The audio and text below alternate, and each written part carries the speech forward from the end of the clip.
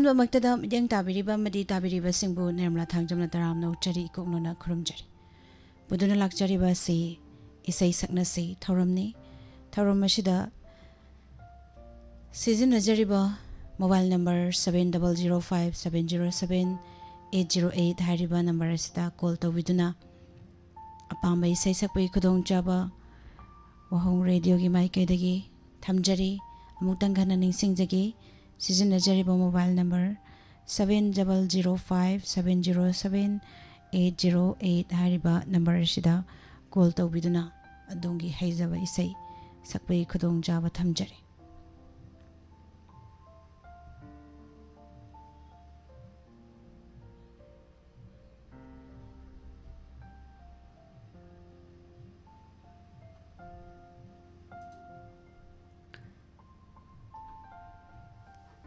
Hello hello तराम नौचरी Ming लाइफम हाइबियो कचिंदे चिचे बोलता नैना तराम नौचरी करी सै लांथोपी के दोइनु इसे एमतो सच्चरागे हादा लोयुम नंगु थीजेदा तबदो हौबिरो औरागे का हादा लोयुम नंगु थीजेदा हादा लोयुम नंगु थीजेदा आदलोयुम बनंगु निंथि जैदा वखन मनिंग तंबने पुनिंग इरांग हौबने कदाय दै लाकपनो नुंसिबा कदुम दै चंगलिबा थमोयदा येनिंग थागे लाइनम मरखिदा सेदा मोंदंग शाना बगे खुनुंगाय सेदे ngauरे thamoi sigani phawba kaure ngauरे thamoi sigani haiba phaure hadaloyum banangu ningthi jaida hadaloyum banangu ningthi jaida ningthi jaida kadai dei lakpano kadundai changlak iba thamoida nungsiba nangna mirai lekpa sida punsi thabari phajang audona leiramle nungsiba nangna okhai rakpa sida nungsiba nangna leikhai rakpa sida ngauरे thamoi sigani phawba kaure ngauरे thamoi sigani phawba kaure hadaloyum banangu ningthi jaida hadaloyum banangu ningthi jaida khatningduna khatta sunate langningduna langba sunate Malangbana purapa mapauni nungsi mapauni kaningduna khata sunate langingduna langba sunate isai gi tanthani yening thage isai tanthani ikai ju khangde nungsi bana thale ikai basu khangde nungsibana thale ngaure thamoi sigani phawba kaure ngaure thamoi sigani phawba kaure wakhan maning tambane pukning na irang hobane kadai dei lakpano nungsiba kadum dei changlak iba thamoida yening thage laina maraksida mondang sana bagi kunungai side ngaure thamoi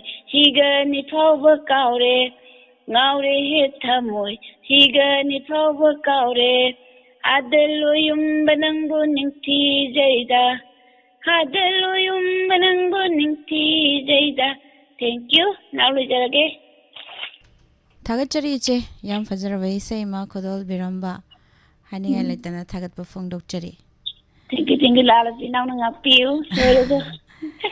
थागतजरी इचे मथंगी caller खुदोंग चाव पिजगे इमा अंगौबी सगोलबन तराम नोकचरी थौरम असदा सर याबिबा अदुगा अंजलि चिंगथाम अदुगा सुसला चुंगखाम तराम नोकचरी मैडम सुसला ओक्रम इचे रसोपति देवी अधिकारी मयुम तराम नोकचरी इमा सनातोंबी सनसम अदुगा माइबेम हल निंगथौखोंग तराम नोकचरी थौरम असदा sir याबिरकपा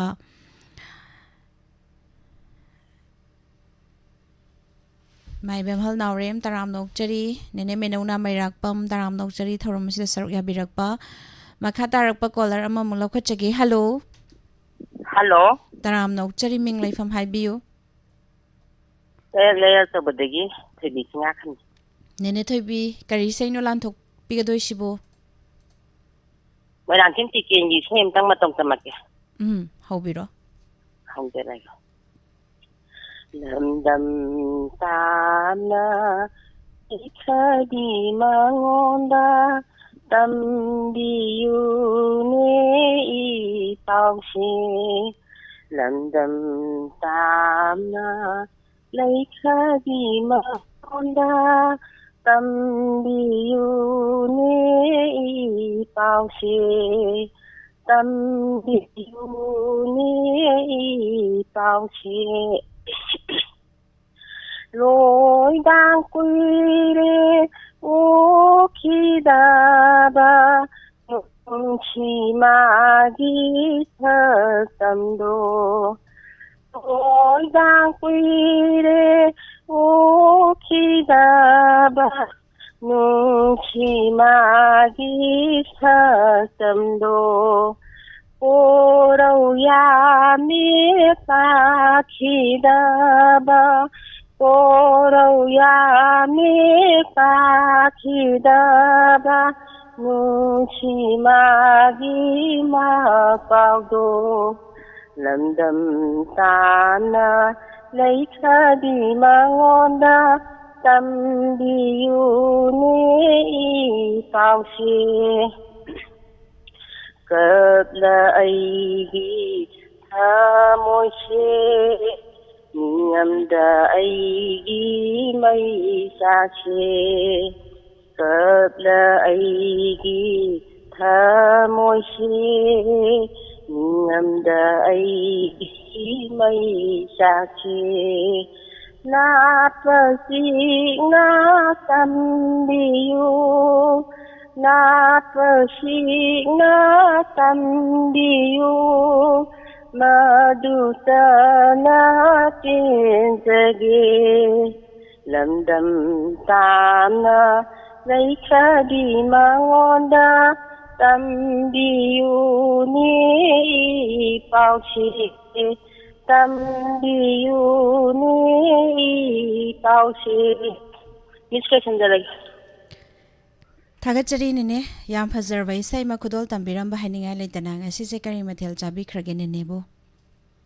ngasi sawi thonge irole kano tawre kamom ji yaw cha थागतजरी oi mathang kola de pije होय मथागी कॉलर द खुदोंग चा पिजगे नेने मेनौ अदुगा इमा प्रमोद तावरेम तराम नोकचरी थौरम असिदा सरुक याबिरकपा गौरव खुमन तराम नोकचरी हेलो हेलो तराम नोकचरी मिंग लाइफम हाइबियू आई फोन पंजिंग तगिनी प्रमोदिनी कौवे सा मिस अस आई सार ऑन थोक पिखरबा कैसु कायदे औ करी सै ngang थोक पिगदोइनो आई सही सी पुमिंग तगी थोलपा सागे को होय हौबिरो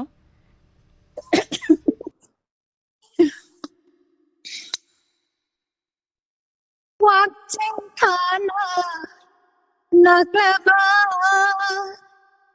watching tabu oiraba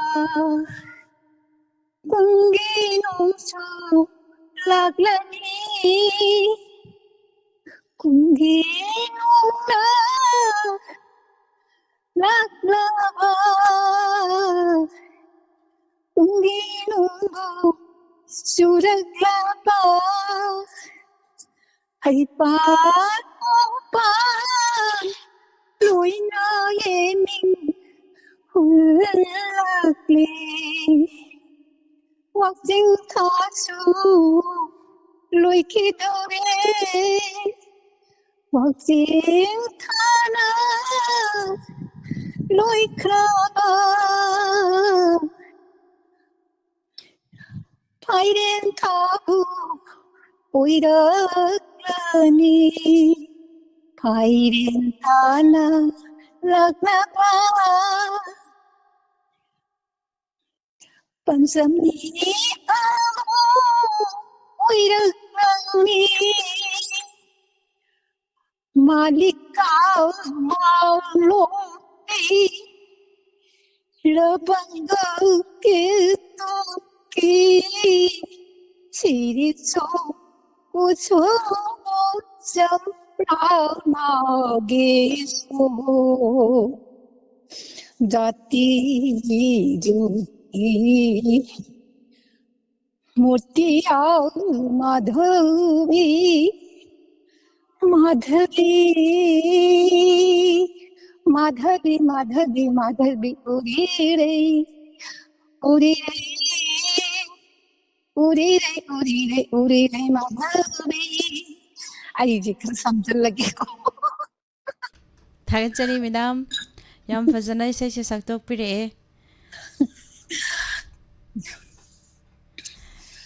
करी मथेल चाबिख्रगे ngasiसिबो आइबा करी पोंगावाइगा ngayaga chamthongra kangsoebra chamna thongba hainai didi matiam tang hapsala tige ko kari mu hap tau leirige hapsan biro panchami maibu khoiram sabi sanu kayana panchami maibu khoiram sulasi aiduna mai kai gi hona laga chalak pabudi hona le ai be ma sandhalo kubi ibe ma panchami lai bu khuiram bachilsine ha ta da Parin panchami raibu kuiram bachildu nungsinaba ani punna kuiram bachilnabu phattebu haine adudi kana hariba ai khoi ibem pona budi hai bani yaad rakho tumhe Oi phadwa saida samlaya थागतचरी इमाना loud speaker थादो सकपी बसे सिना खितंग ताबो खरा नुंगाइते अदो इसाइदी याम नुंगाइ ma'am से याम नुंगाइना ताबेरी खुबाक सु खुबीरे loud speaker दो ओप अमदा तौबियो लैरमदी ओ फोन की लाउड स्पीकर दो ओप अमदा तौबियो अदुगा फजना हाइबिरोने करी फोन की लाउड स्पीकर दो ओप तौबियो बा लाउड स्पीकर दो ऑन तौरिदो Yaraba यारे याम नुंगाइरे ngasai sumaina sa Yarabo oh yare थागतचरी Noi haibum tadri ni yako aina haibi tadi da oh tai थागतचरी मा मथंगी कॉलर दो कोदोंग चाव पिजगे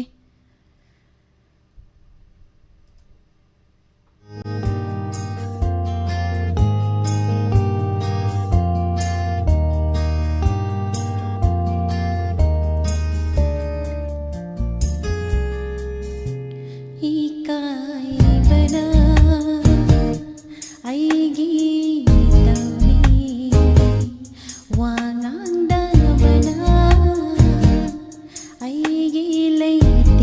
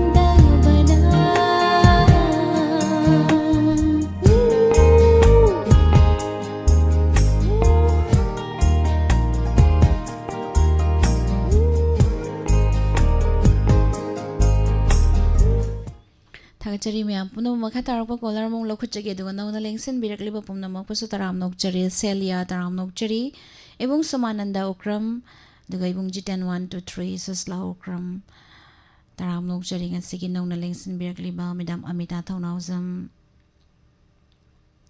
tabak satlingai da loiram dore amuk chakhalaga tabiyo pamjaba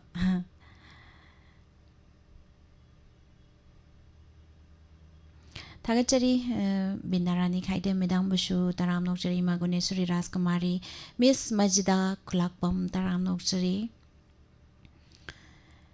Tagachari Amutomba Laishram Taram Nokchari Ibungango Manipur Nene Binarani Haigurujam Taram Nokchari Tauramasa Saruk Yabiba Koirom Nanaubi Taram Nokchari Ise Asalata Sarungbam Madam Janaki Taram Nokchari Ibung Laishram Taking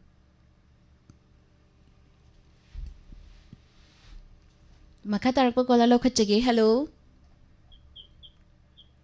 hello Hello, taram nokchari ming laifam haibiyu ay atopam awala kay ima may pakini mamay pakpi taram nokchari kari say tabigadoino ay say matiyada salake hayba itaba noy na program tawbis lene yam sangba yam yawning ba haydi haytaba imaje haite haraga faja bajana sakdorak pa imado mali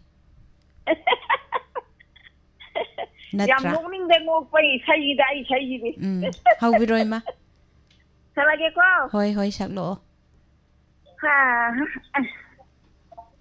da ay se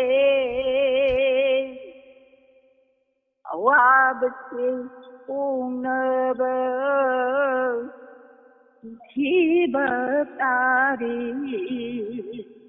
da ay se na da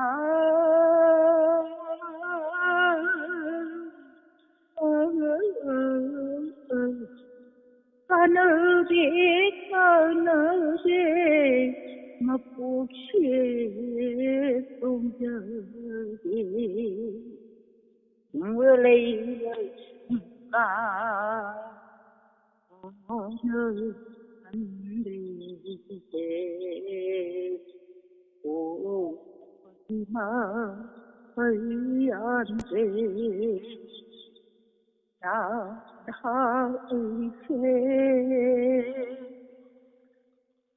Lammaina puina saalaye sajina nimai ore tambandula kiva tare na aiche Avunava Kiva Tari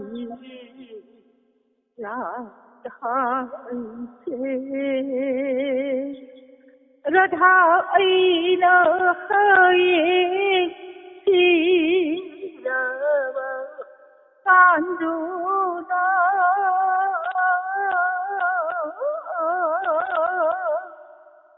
Gangad Sulam Dhaviganu Rahache Maina Suthavira Kano Radha Egi Awavase Purnava Gangad Sulam Dhaviganu Aina Sirava Matamduda Tumanda Uina Pundiyu Radha Aiche Awava Unava Kiva Tari Aiche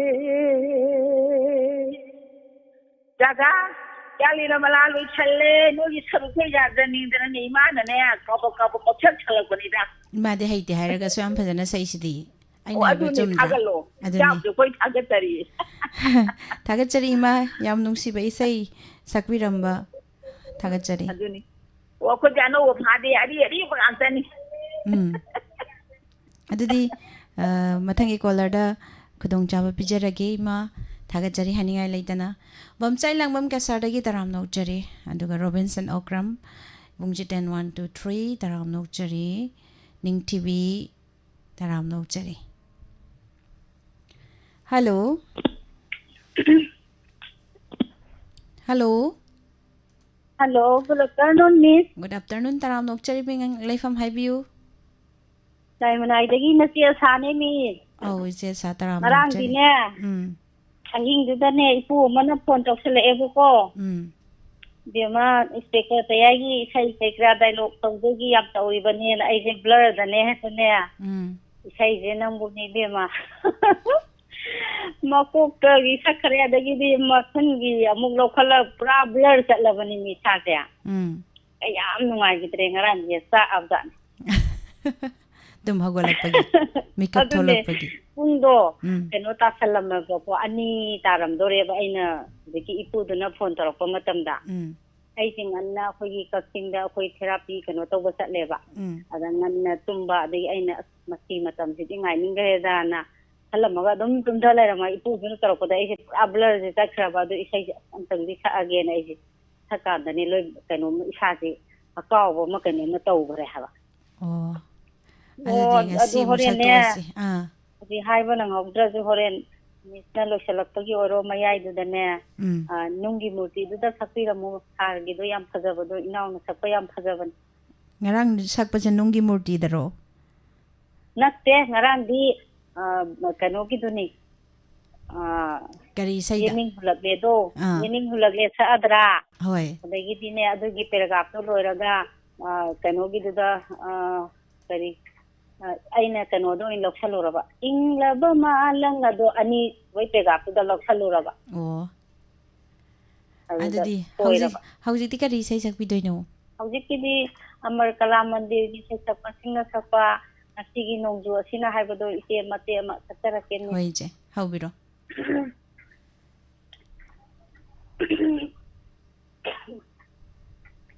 Ngasigi nongju asina aibo singhale audo kama aibo singhale audo kama ikai tibi kanagi kasanda ikai tibi kanagi mai konda to laba ilapigi marunda lochiba to laba ilapigi marunda lochiba masigi nongju asina aibo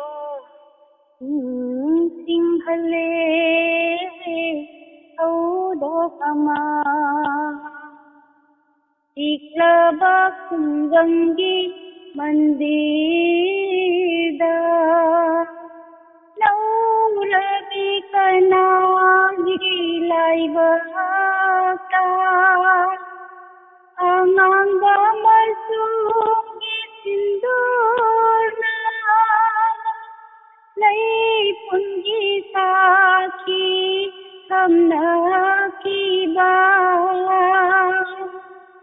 Masigi nongju asina aibu Ning singhale audo kama aibu singhale audo kama mamlaka batangi mayaida sandhyagi matam oiraka Sanjagi ma'arati matanda Saji gunung sit marata Kaya dawa minna kibla ibani Mandir gi ukhong marunda Masigi nongju asina aibu ning singhale audo kama ikai tibi kanagi mai thongda to laba ina phigi marunda lochiba to laba ina phigi marunda lochiba masigi nongju asina aibu ning singhale audo kama. Thank you, Miss. ꯊꯥꯒꯠꯆꯔꯤ ꯏꯆꯦ, ꯏꯁꯩꯁꯦ ꯌꯥꯝꯅ ꯐꯖꯕ. ꯉꯁꯤꯁꯦ ꯅꯣꯡꯁꯨ ꯆꯨꯒꯤ. ꯅꯣꯡꯁꯨ ꯆꯨꯗ꯭ꯔꯦ ꯑꯗꯨꯕꯨꯅꯦ. ꯉꯁꯤꯁꯦ ꯅꯣꯡ ꯆꯨꯒꯤ. ꯈꯣꯡꯖꯣꯝꯗ ꯅꯣꯡ ꯆꯨꯏ. ꯑꯇꯩ ꯀꯩ ꯂꯝꯗ ꯆꯨꯕꯅꯣꯗꯤ ꯈꯪꯗꯦ.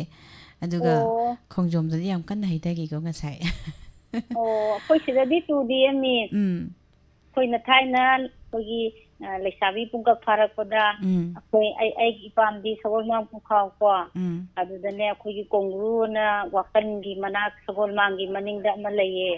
ꯑꯗꯨꯒꯤꯗꯨꯗ ꯀꯥꯕꯗꯅꯦ ꯑꯩꯈꯣꯏꯒꯤ ꯑꯍꯤꯡ ꯅꯣꯡꯉꯥꯜꯂꯝꯗꯥꯏꯗꯩ ꯀꯥꯕ ꯈꯣꯡꯒ꯭ꯔꯨꯁꯦ. ꯑꯗꯩꯗꯅꯦ ꯃꯇꯝꯗ ꯁꯨꯝ ꯅꯨꯡꯁꯤꯔꯛꯄ ꯅꯤꯡꯁꯤꯡꯉꯛꯄ ꯍꯥꯏꯇꯥꯔꯦ ꯃꯤꯁ. ꯊꯝꯃꯦ. ꯊꯥꯒꯠꯆꯔꯤ ꯏꯆꯦ. ꯅꯨꯡꯒꯤ ꯃꯨꯔꯇꯤꯗꯨꯗꯪ ꯁꯛꯄꯤꯔꯝꯃꯨꯀꯣ ꯃꯤꯁ ꯍꯣꯏ ꯏꯆꯦ ꯁꯛꯆꯒꯦ ꯊꯥꯒꯠꯆꯔꯤ ꯃꯈꯥ ꯇꯥꯔꯛꯄ ꯀꯣꯂꯔꯗ ꯈꯨꯗꯣꯡꯆꯥꯕ ꯄꯤꯖꯒꯦ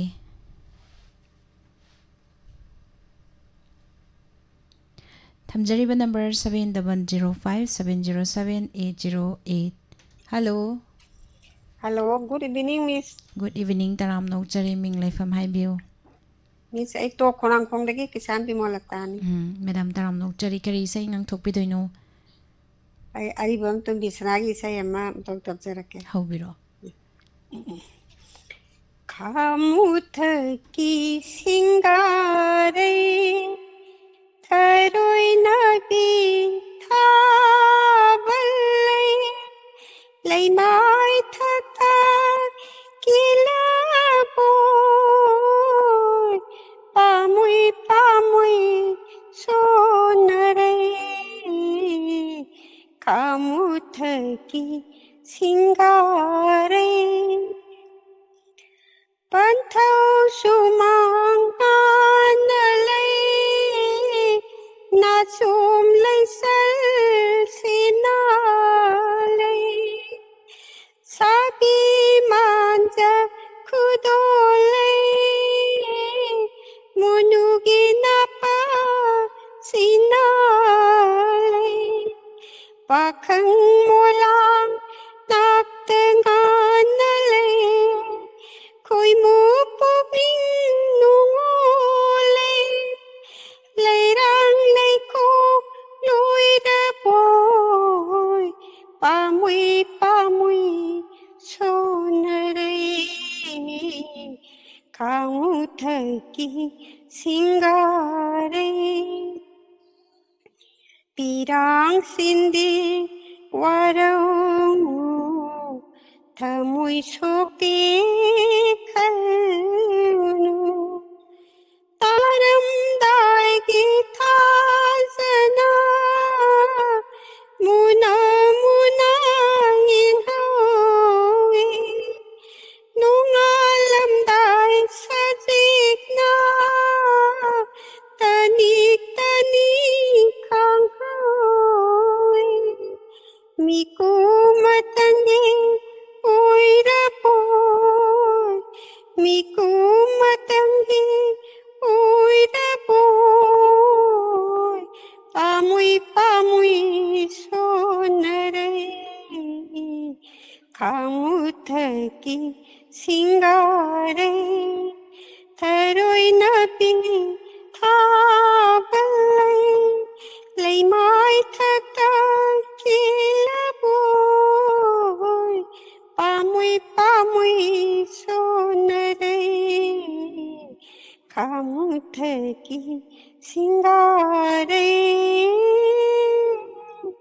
Miss loisonjare ꯊꯥꯒꯠꯆꯔꯤ ꯌꯥꯝ ꯐꯖꯅ ꯁꯛꯇꯣꯛꯄꯤꯔꯛꯑꯦ ꯍꯥꯏꯅꯤꯡꯉꯥꯏ ꯂꯩꯇꯅ ꯊꯥꯒꯠꯆꯔꯤ ꯊꯥꯒꯠꯄ ꯃꯤꯁ ꯐꯣꯡꯗꯣꯛꯆꯔꯤ ꯃꯈꯥ ꯇꯥꯔꯛꯄ ꯀꯣꯂꯔꯗ ꯈꯨꯗꯣꯡꯆꯥꯕ ꯄꯤꯖꯒꯦ ꯊꯝꯖꯔꯤꯕ ꯅꯝꯕꯔ 7005707808 ꯍꯜꯂꯣ ꯍꯜꯂꯣ ꯇꯔꯥꯝ ꯅꯣꯛꯆꯔꯤ ꯃꯤꯡ ꯂꯩꯐꯝ ꯍꯥꯏꯕꯤꯌꯨ ꯈꯪꯉꯕꯁꯤ ꯃꯀꯩꯅꯥꯁꯅ ꯇꯔꯥꯝ ꯅꯣꯛꯆꯔꯤ ꯀꯔꯤ ꯏꯁꯩ ꯂꯥꯟꯊꯣꯛꯄꯤꯗꯣꯏꯅꯣ ꯏꯁꯩ ꯑꯔꯤꯕ ꯃꯨꯛꯇ ꯊꯝꯕꯤꯌꯨ ꯑꯩꯒꯤ ꯅꯨꯡꯁꯤ ꯊꯣꯡꯖꯤꯟꯕ ꯅꯨꯡꯁꯤ ꯑꯆꯦꯠꯊꯤ ꯑꯣꯏꯅ ꯂꯥꯛꯄꯤꯌꯨ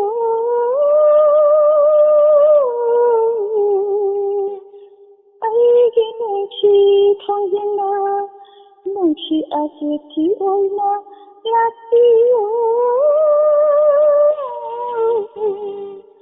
ꯖꯒꯣꯏ ꯁꯥꯕꯤꯅꯤ ꯑꯩ 이사이 사비아이니 자gai 사비니 아이 이사이 사비아이니 시대가 나다가 야연치마다 이랑코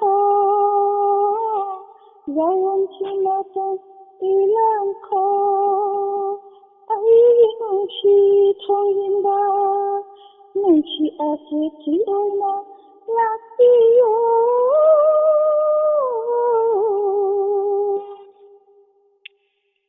Zagoy sabi aini, isay sabi aini. Zagoy sabi aini, isay sabi aini. Siragay nadagay, zawang sinatan ilam ko. Zawang sinatan ilam ko. Ay si thongginda, ay si thongginda, nungsi asethi oina latiyo. Ay si thongginda. Maka taru phadre jakhaygi. Thagachari ma kenasna aigi thamoi thongjilda nungsi atithi oina la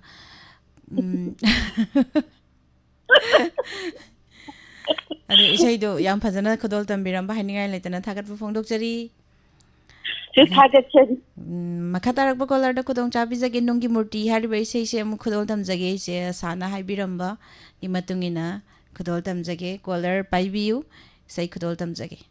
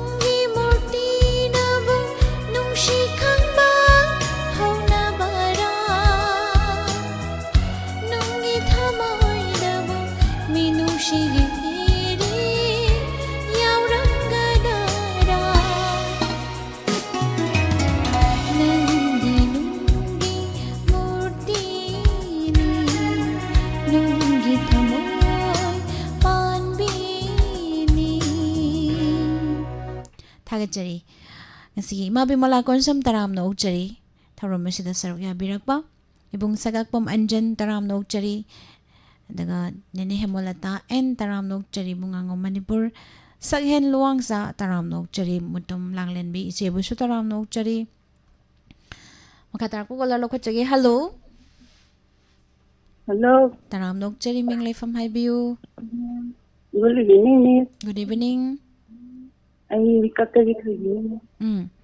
ꯀꯔꯤ ꯏꯁꯩ ꯁꯛꯄꯤꯗꯣꯏꯅꯣ Miss Haibadi Nate Ado Sum Matia Mate Chalga again. ꯑꯩ ꯁꯥꯎꯔꯛꯑꯒꯦꯗꯣ ꯑꯩ ꯁꯥꯎꯔꯛꯑꯒꯦꯗꯣ ꯑꯩ ꯁꯥꯎꯔꯛꯑꯒꯦꯗꯣ Kaiji. ꯍꯩꯕꯗꯤ ꯅꯠꯇꯦ ꯏꯁꯩ ꯃꯇꯦꯛ ꯑꯃ ꯁꯛꯆꯒꯦ ꯇꯧꯕꯅꯤ ꯍꯩꯕꯗꯤ ꯅꯠꯇꯦ ꯍꯥꯏꯁꯤ ꯀꯩꯒꯤꯅꯣ Yam Tang Bana Haitaba, Padaba. ꯑꯗꯨ ꯍꯥꯏꯕ ꯌꯥꯗꯦ ꯑꯩ ꯁꯥꯎꯔꯛꯑꯒꯦꯗꯣ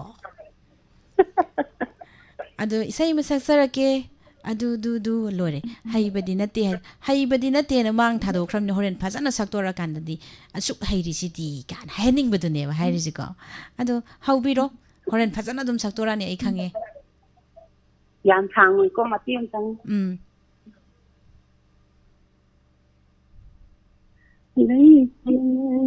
Nangla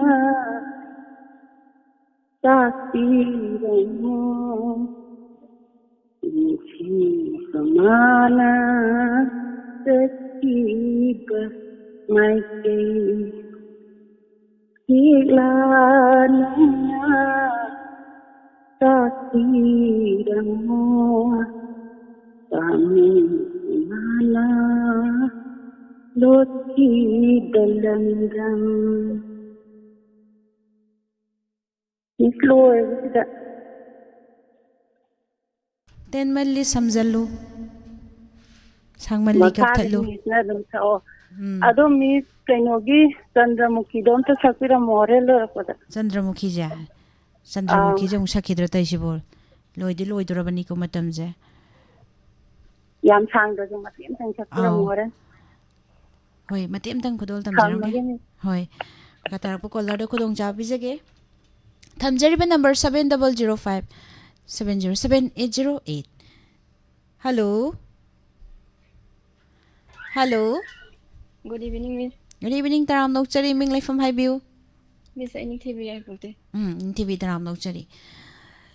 I do mistake. I'm second. Father, but I am Pamzava. How biro?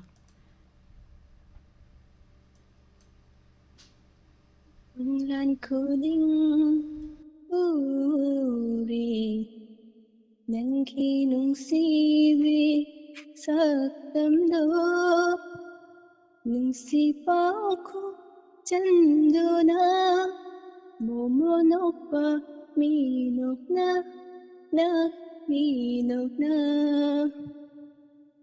Mulan koding uri nangi nung sibi saktamdo Thamoyna nangbudi nungsijay wakanna nangbudi kanjari Thamoyna nangbudi nungsijay wakanna nangbudi kanjari laklo ni tanabi inakta Miss Kaure I do mate Thagachari mate ma khudol tambiramba haningai leitana Thank you Miss Makha tarakpa caller da khudongcha bijage thamjariba number sida call tawbiu caller ani dang lokhachage Laibak faba kanano haibadu yengminasi Thamjariba number 7005707808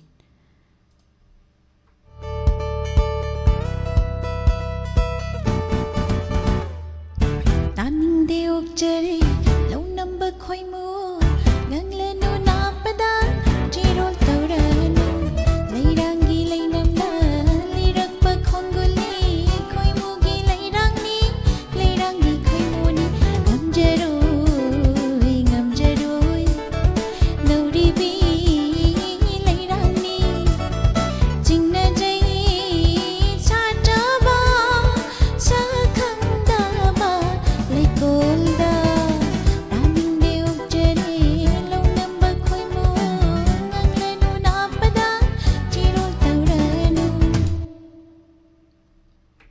ꯏꯁꯩꯁꯦ ꯃꯇꯦꯛ ꯃꯇꯦꯛ ꯈꯨꯗꯣꯜ ꯇꯝꯖꯒꯦ. Hello.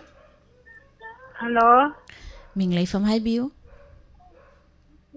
ꯎꯜꯀꯞꯇꯒꯤ Pramodini. ꯀꯔꯤ ꯏꯁꯩꯅꯣ ꯂꯥꯟꯊꯣꯛꯄꯤꯗꯣꯏꯁꯤꯕꯨ?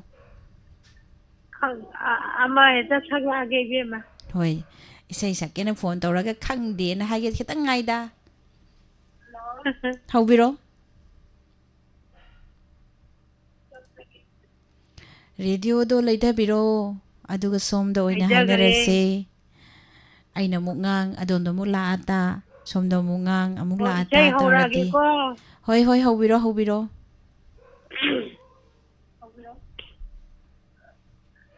ꯂꯩꯔꯥꯡꯅ ꯅꯧ ꯄꯥꯝꯃꯤ ꯂꯩ, ꯊꯣꯟꯅ ꯅꯧꯕꯤ ꯇꯅꯧꯕꯤ. ꯂꯩꯔꯥꯡꯅ ꯅꯧ ꯄꯥꯝꯃꯤ ꯂꯩ, ꯑꯌꯨꯛꯇ ꯁꯣꯝꯕꯤ ꯂꯩꯅꯝ ꯆꯥꯎꯕꯤ. ꯅꯨꯃꯤꯗꯥꯡꯗ ꯁꯥꯠꯄꯤ ꯊꯥꯕ ꯂꯩ. ꯂꯩꯔꯥꯡꯅ ꯅꯧ ꯄꯥꯝꯃꯤ ꯂꯩ, ꯊꯣꯟꯅ ꯅꯧꯕꯤ ꯇꯅꯧꯕꯤ. ꯑꯌꯨꯛꯇ ꯄꯣꯝꯕꯤ ꯂꯩꯅꯝ ꯆꯥꯎꯕꯤ. ꯅꯨꯃꯤꯗꯥꯡꯗ ꯁꯥꯠꯄꯤ ꯊꯥꯕ ꯂꯩ. ꯂꯩꯔꯥꯡꯅ ꯅꯧ ꯄꯥꯝꯃꯤ ꯂꯩ. ꯂꯣꯏꯖꯔꯒꯦ ꯏꯆꯥꯗ ꯌꯣꯆꯥꯕꯤꯁꯥ. ꯀꯔꯤꯕ ꯍꯧꯖꯤꯛꯀꯤꯗꯣ? ꯌꯣꯆꯥꯕꯤ. ꯌꯣꯆꯥꯕꯤ ꯀꯧꯈ꯭ꯔꯕꯣ ꯑꯩꯈꯣꯏꯒꯤ ꯃꯤꯡꯁꯦ? ꯅꯣꯏ ꯑꯅꯤꯁꯦ ꯍꯦꯛ ꯐꯣꯟ ꯐꯪꯕꯒꯅ ꯏꯁꯩꯒꯁꯦ ꯑꯗꯨꯝ ꯍꯦꯛꯇ ꯀꯥꯎꯋꯦꯕ. ꯀꯃꯥꯏꯅ ꯇꯧꯔꯛꯅꯣꯗꯗꯤ ꯅꯣꯏꯅ ꯇꯧꯔꯛꯄꯁꯦ ꯇꯧꯅꯤꯡꯕꯅꯁꯨ ꯈꯥꯡ ꯉꯝꯗꯦꯕ. ꯑꯣ, ꯑꯩꯈꯣꯏ ꯎꯕꯁꯦ, ꯑꯩꯈꯣই ꯈꯣꯟꯖꯦꯜ ꯇꯥꯕꯁꯦ ꯍꯦꯛꯇ ꯀꯥꯎꯕ. ꯅꯣꯏꯒꯤ ꯅꯈꯣꯟ ꯇꯥꯕꯗꯨꯅ ꯍꯦꯛꯇ ꯏꯁꯩꯒꯁꯦ ꯀꯥꯎꯊꯣꯛꯑꯦꯕ. ꯑꯗꯨꯗꯤ ꯀꯃꯥꯏꯅ ꯇꯧꯅꯤ? ꯀꯃꯥꯏꯅ ꯂꯥꯏꯌꯦꯡꯒꯅꯤ ꯇꯧꯔꯤꯁꯤꯗꯤ? ꯀꯃꯥꯏꯅ ꯇꯧꯅꯤ? ꯑꯗꯨꯅ ꯅꯣꯏ ꯑꯅꯤꯒꯤ ꯅꯈꯣꯟꯁꯤꯁꯨ ꯇꯥꯅꯤꯡꯕꯅ ꯍꯦꯛꯇ ꯖꯣꯔꯣ ꯖꯣꯔꯣ ꯆꯤꯡꯁꯤꯟꯖꯥꯠꯅꯤ. ꯑꯗꯣ ꯏꯃꯥꯁꯤ ꯁꯤꯗ ꯂꯥꯛꯄꯤꯈ꯭ꯔꯕ꯭ꯔꯣ? ꯂꯥꯛꯑꯝꯃꯦ. ꯀꯔꯝ ꯀꯥꯟꯗ ꯂꯥꯛꯑꯝꯕꯅꯣ? ꯑꯩꯅ ꯂꯥꯛꯑꯝꯕꯁꯦ ꯊꯥ ꯑꯅꯤ ꯍꯥꯏꯔꯛꯀꯗꯣꯔꯦ. ꯑꯣ, ꯊꯥꯒꯠꯆꯔꯤ ꯏꯃꯥ. ꯑꯗꯣ ꯃꯈꯥ ꯇꯥꯕ ꯀꯣꯂꯔ ꯂꯧꯈꯠꯆꯔꯔꯣꯏ. ꯆꯟꯗ꯭ꯔꯃꯨꯈꯤ ꯃꯇꯦꯛ ꯑꯃ, ꯃꯦꯔꯥꯊꯥꯒꯤ ꯏꯁꯩ ꯃꯇꯦꯛ ꯑꯃ, ꯃꯇꯦꯛ ꯃꯇꯦꯛ ꯈꯨꯗꯣꯜ ꯇꯝꯖꯔꯒ. ꯇꯣꯡꯅ ꯅꯨꯡꯉꯥꯏꯈ꯭ꯔꯦꯁꯦ ꯑꯩꯈꯣꯏ ꯏꯆꯥꯁꯤꯡꯁꯤꯒꯤ ꯀꯨꯝꯍꯩꯁꯦ ꯇꯥꯕꯗ. ꯊꯦꯡꯀ꯭ꯌꯨ ꯏꯃꯥ, ꯊꯦꯡꯀ꯭ꯌꯨ. ꯊꯥꯒꯠꯆꯔꯤ. ꯆꯟꯗ꯭ꯔꯃꯨꯈꯤ ꯃꯇꯦꯛ ꯑꯃ ꯈꯨꯗꯣꯜ ꯇꯝꯖꯔꯒꯦ. ꯍꯧꯖꯤꯛ ꯏꯁꯩ ꯃꯇꯦꯛ ꯑꯃ ꯈꯨꯗꯣꯜ ꯇꯝꯖꯈ꯭ꯔꯦ. ꯆꯟꯗ꯭ꯔꯃꯨꯈꯤ ꯑꯃꯨꯛ ꯃꯇꯦꯛ ꯑꯃ ꯈꯨꯗꯣꯜ ꯇꯝꯖꯔꯒꯦ. ꯑꯗꯨꯒ ꯃꯦꯔꯥꯊꯥꯒꯤ ꯁꯅꯥꯔꯩ ꯑꯃꯨꯛ ꯃꯇꯦꯛ ꯑꯃ ꯈꯨꯗꯣꯜ ꯇꯝꯖꯔꯒꯦ, ꯃꯌꯥꯝꯒꯤ ꯄꯦꯟꯅꯅꯕꯒꯤꯗꯃꯛꯇ. ꯑꯗꯨꯒ ꯊꯧꯔꯝ ꯑꯁꯤ ꯂꯣꯏꯁꯤꯟꯖꯒꯦ.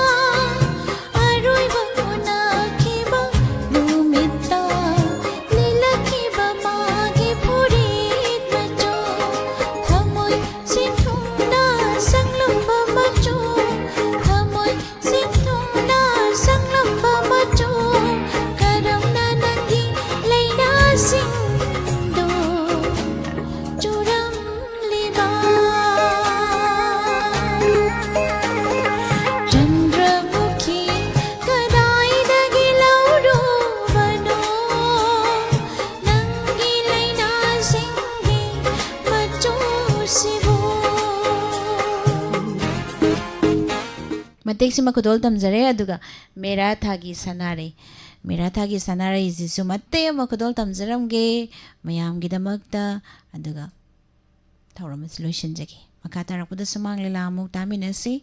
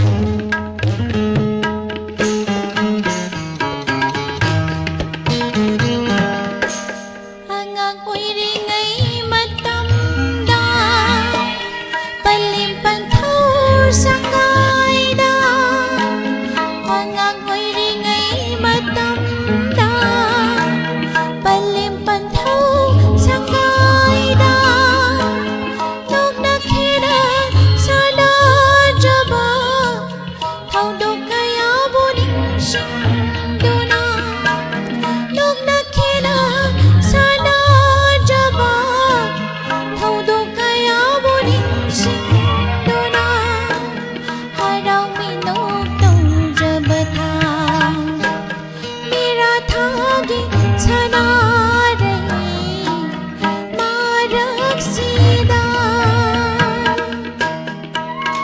ꯊꯥꯒꯠꯆꯔꯤ ꯃꯌꯥꯝ ꯄꯨꯝꯅꯃꯛ ꯏꯁꯩꯁꯦ ꯃꯇꯦꯛ ꯁ꯭ꯋꯥꯏꯗ ꯂꯣꯏꯁꯤꯟꯖꯔꯒꯦ ꯊꯥꯒꯠꯆꯔꯤ ꯃꯇꯝꯁꯨ ꯂꯣꯏꯁꯤꯜꯂꯛꯄꯅ ꯃꯔꯝ ꯑꯣꯏꯔꯒ ꯁꯥꯔꯅꯥ ꯃꯩꯔꯥꯛꯄꯝ ꯊꯣꯡꯂꯦꯟ ꯏꯆꯦꯕꯦꯝꯆꯥ ꯅꯤꯡꯊꯧꯖꯝ ꯇꯔꯥꯝꯅꯧꯆꯔꯤ ꯅꯤꯡꯊꯤꯕꯤ ꯂꯥꯡꯒꯣꯜꯖꯝ ꯅꯅꯥꯋꯥꯟ ꯕꯤꯗ꯭ꯌꯥꯂꯛꯁꯃꯤ ꯊꯥꯒꯠꯆꯔꯤ ꯎꯁꯝ ꯁꯨꯁꯤꯂꯥ ꯃꯦꯗꯥꯝꯕꯨꯁꯨ ꯇꯔꯥꯝꯅꯧꯆꯔꯤ ꯃꯈꯥ ꯇꯥꯔꯛꯄ ꯊꯧꯔꯝꯗ ꯅꯨꯡꯇꯤꯒꯤ ꯊꯝꯖꯔꯤꯕ ꯁꯨꯃꯥꯡ ꯂꯤꯂꯥ ꯑꯃꯨꯛ ꯇꯥꯃꯤꯟꯅꯁꯤ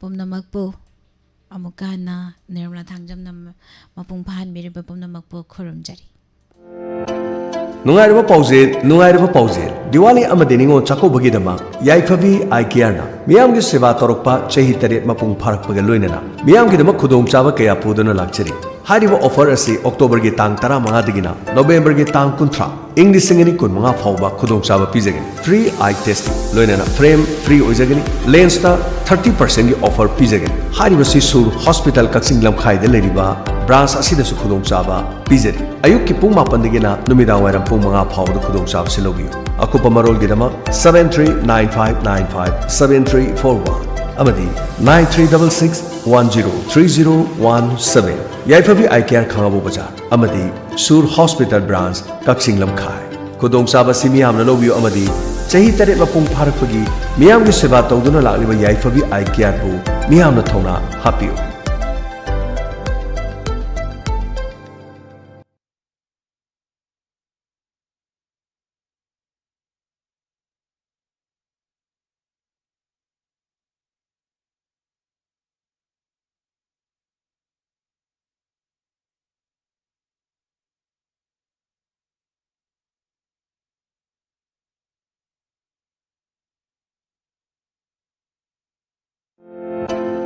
ꯅꯨꯡꯉꯥꯏꯔꯕ ꯄꯥꯎꯖꯦꯜ ꯅꯤꯡꯊꯦꯝ ꯑꯥꯏ ꯀꯦꯌꯔ ꯑꯦꯟ ꯑꯣꯞꯇꯤꯀꯦꯜ ꯁꯩꯁꯛꯄꯤ ꯕꯦꯕꯤ ꯆꯟꯆꯟꯒꯤ ꯊꯣꯡꯒꯥꯟ ꯃꯌꯥꯗ ꯂꯩꯔꯤꯕ ꯑꯣꯄꯣꯖꯤꯠ ꯑꯣꯏꯜ ꯄꯝꯞ ꯅꯤꯌꯔ ꯗꯤꯁꯇ꯭ꯔꯤꯛ ꯍꯣꯁꯄꯤꯇꯥꯜ ꯊꯧꯕꯥꯜ ꯈꯥꯡꯉꯕꯣꯛꯀꯤ ꯍꯦꯛ ꯑꯣꯄꯣꯖꯤꯠꯇ ꯂꯩꯖꯔꯤꯕ ꯅꯤꯡꯊꯦꯝ ꯑꯥꯏ ꯀꯦꯌꯔ ꯑꯦꯟ ꯑꯣꯞꯇꯤꯀꯦꯜꯅ ꯆꯍꯤ ꯑꯃ ꯐꯥꯔꯛꯄꯒꯤ ꯈꯨꯗꯣꯡꯆꯥꯕ ꯄꯤꯖꯔꯤ ꯐ꯭ꯔꯦꯝ ꯑꯃꯗꯤ ꯂꯦꯟꯁ ꯄꯨꯜꯂꯒ ꯁꯨꯞꯅꯇꯒꯤ ꯂꯨꯄꯥ 1,000 ꯍꯧꯖꯒꯅꯤ ꯂꯣꯏꯅꯅ ꯃꯤꯠ ꯂꯥꯌꯦꯡꯕ ꯐ꯭ꯔꯤ ꯑꯣꯏꯖꯒꯅꯤ ꯄꯤꯖꯔꯤꯕ ꯑꯣꯐꯔ ꯑꯁꯤ ꯑꯣꯛꯇꯣꯕꯔꯒꯤ ꯇꯥꯡ 13 ꯗꯒꯤꯅ ꯅꯕꯦꯝꯕꯔꯒꯤ